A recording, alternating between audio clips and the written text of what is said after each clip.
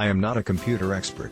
I use the laptop for basic functions, email, Google, Word documents, Excel, streaming movies, etc. My initial impression is that the laptop does appear to live up to its Amazon description.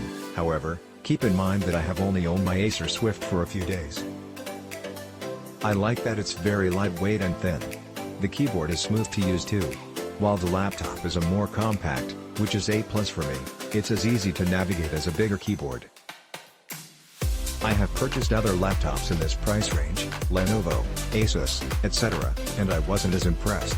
They were heavier, bulkier and slower than the Acer Swift. If the longevity is decent, only time will tell. It will definitely have been worth the purchase. I will update this review in the future if the laptop doesn't perform or last for a reasonable amount of time. I try really hard not to do same-day delivery reviews, no matter how great I think the product is, because you can never tell on that first day what might go wrong later. However, I am actually confident and happy enough with this one to go for it. If I make amendments later, they won't likely be anything that changes this rating. Updated June 19, 2020, 1 week, using it for work and web design and content creation, still love it. I needed a business-appropriate laptop.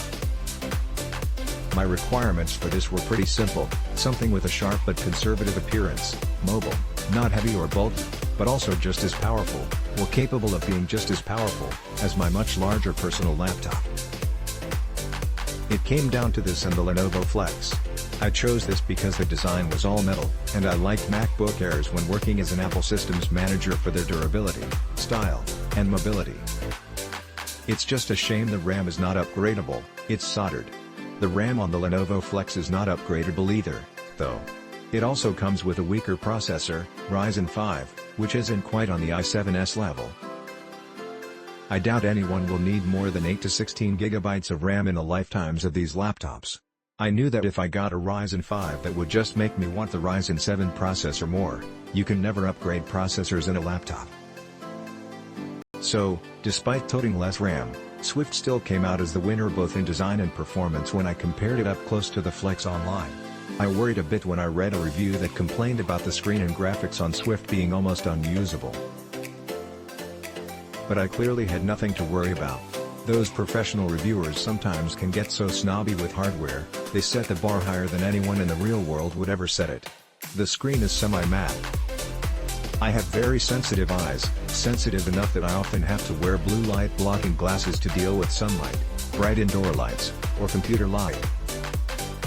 Even the slightest flicker is noticeable to me in a very uncomfortable, painful kind of way that strains my eyes. There's the tiniest amount of flicker in this display. It is nothing like the reviews have been describing, which made me afraid I wouldn't be able to use this laptop. It's very easy on my eyes after switching the AMD Radeon settings to enhanced and high-res, which simultaneously smooths and sharpens up the text, making it more legible. It also does not have a glossy, highly reflective screen.